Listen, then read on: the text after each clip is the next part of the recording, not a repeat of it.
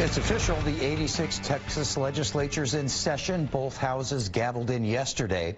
So what exactly will they be talking about at the state capitol for the next few months? Here to talk about this is Travis County GOP Chairman Matt Mackowiak and President of the Texas State Teachers Association, Noel Candelaria. Gentlemen, thank you for being here. Thanks. Thank you. Matt, what should Texans expect for this 86th Legislature as far as accomplishments this session? Well, the stars are aligned, I think, as it relates to property tax reform and school finance reform. And in the past, there's been maybe a disagreement about whether you had to do both of them together. I think now you see at the top, but also throughout the entire legislature, that you can't do one without the other. You saw the governor just this morning make clear that in his travels around the state, those are the two issues he hears most about.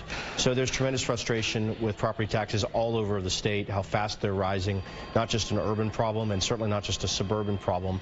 But I know there's been frustration with the level of funding at the school, public school level across the state. So I think you're going to see both houses pass bills to address both. Hopefully they can get on the same page and ultimately get one version that the governor can sign before the end of the session. These issues are extremely complicated. They're very challenging. On the school funding side, the calculations are hard to understand for even people who've been studying these issues for a long time. So I think there's tremendous interest and urgency on solving these two problems this legislative session, and you're going to see those two issues take up the bulk of the focus, I think, for members on both parties and in both houses. Okay. Noel, talking about school finance reform, are you optimistic for this session?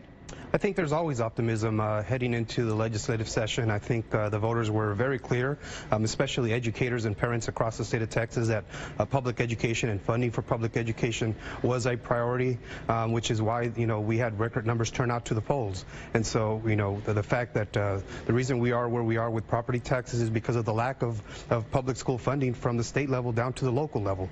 And so there is always optimism at the start of the session, and we're going to continue to to stay engaged in making sure that at the end of the day, we solve the issues for public education, making sure that our school districts and our communities have the resources they need to deliver on the promise of a public education that's in our state constitution, while at the same time ensuring that our property owners are receiving the tax relief that they deserve.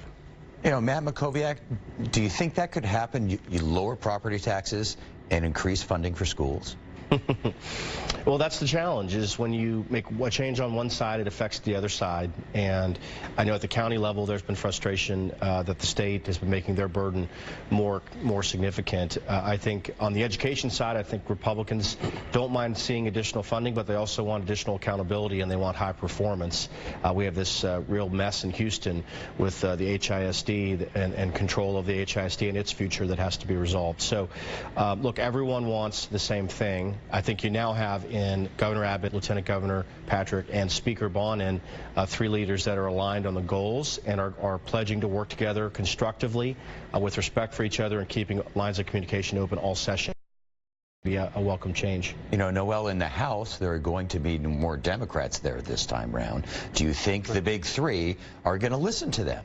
Well, I think they're going to listen to them. Plus, there were about other 7 Republicans across the state that barely inched out a victory, and because voters in their communities were very clear about funding for public education.